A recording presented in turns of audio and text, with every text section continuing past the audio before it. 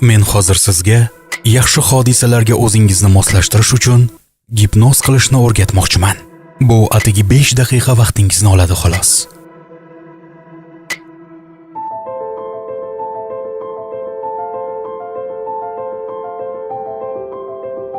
Yotishdan oldin har kecha ushbu mashqlarni bajarib, 2 hafta mobaynida o'zingizda o'zgarish seza boshlaysiz. Siz hayotda faol bo'la olishingiz mumkin.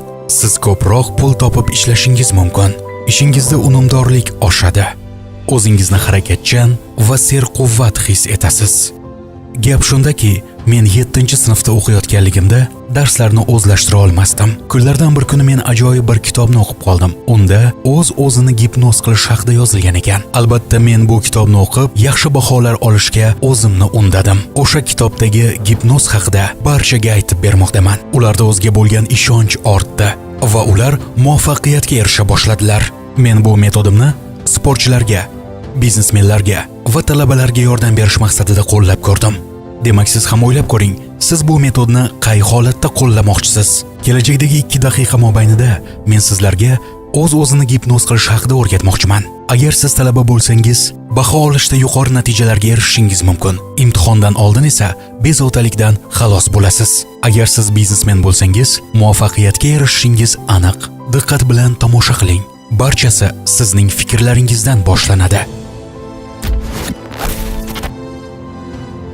Ko'pchilik tunda asabiy holatda uyquga ketib, tongda ham mana shu stress va asabiy holatda uyg'onadilar. Bu katta muammolarni keltirib chiqarishi aniq. Agar inson xayolida salbiy fikrlar aylanaversa, u doim o'zini omadsiz va ishi yurishmaydigan insondek tutadi. Qo'limdan hech ish kelmaydi deb o'ylaydi. Shuning uchun ham men hozir sizlarga xayollaringizni boshqarishni va qanday qilib ongni programmalashtirish mumkinligini o'rgatmoqchiman.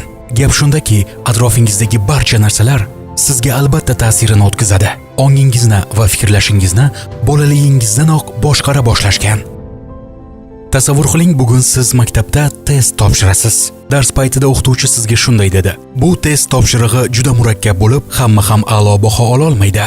Siz esa ana o'sha paytdanoq miyangizga "Men yuqori baho ola olmayman" degan fikrni programmalashtirasiz. Yillab o'qigan kitoblaringiz natijasini, a'lo baholaringizni o'ylab o'tirmasdan, siz faqat bu testni topshirish qiyin ekanligi haqida o'ylay boshlaysiz. Afsuski, oramizda ko'pchilik atrofdagi insonlarning bu kabi boshqaruv programmasidan aziyat chekadilar. Ong osti orqali bunday salbiy boshqaruvdan voz kechib, o'zingizni omad sari tayyorlashga vaqt yetib keldi. Shu sababdan hozir men nima desam, shuni takrorlaysiz. Avvalosi kaftlaringizni bir-biriga yopishtiring. Ko'rsatkich barmog'ingizni bir-biriga mahkam yopishtiring. Hozir men 3 gacha sanaganimdan keyin men aytgan harakatlarni qilishingizni so'rayman. 3 deganimda ko'rsatkich barmog'ingizni bir-biridan ayirib, barmoqlaringizdan ko'zingizni uzmasdan meni tinglashingiz kerak. Ushbu harakatlardan keyin siz mo'jizani ko'rasiz. Xo'sh, tayyormisiz? 1, 2, 3. Barmoqlaringizni ayiring va ularga diqqat bilan qarang. Barmoqlaringiz yana bir-biriga yaqinlashmoqda. Xuddi barmoqlaringizga rezina o'ralganidek bir-biriga yaqinlashyapti. Go'yoki ular orasiga magnit qo'yilganidek bir-birlariga yaqinlashdi. Va ikkala ko'rsatkich barmog'i bir-biriga tegdi. Bu hol tezroq bo'lishi mumkin yoki sekinroq. Barmoqlaringiz bir-biriga tekkandan keyin yana ayiring. Ana endi ular tezroq bir-biriga yaqinlashyapti. Agar sizda hozir shunday hol bo'lgan bo'lsa, siz hozirni o'zidayoq gipnoz ostida bo'ldingiz. Bu gipnoz ongimizni, fikrlashimizni axborot qabul qilib, uni boshqarishga tayyorlashdir. Sizlarga hozir ushbu gipnozdan maksimal darajada foydalanish sirini o'rgataman. 1 daqiqa oldingi topshiriqda siz barmoqlaringizni bir-biriga yaqinlashish haqida buyruqni ongingizga berdingiz va bu amalga oshdi. Ushbu buyruq holatlarni uyquga yotishingiz oldidan ham bajarishingiz mumkin. Demak, siz har kecha uyquga yotishdan oldin ertaga, indinga nima bo'lishligi haqida qayg'urishni to'xtating. Siz ertaga va uni ertasiga qaysi yaxshi ishlarni qilishingiz kerakligi haqida rejalar tuzing.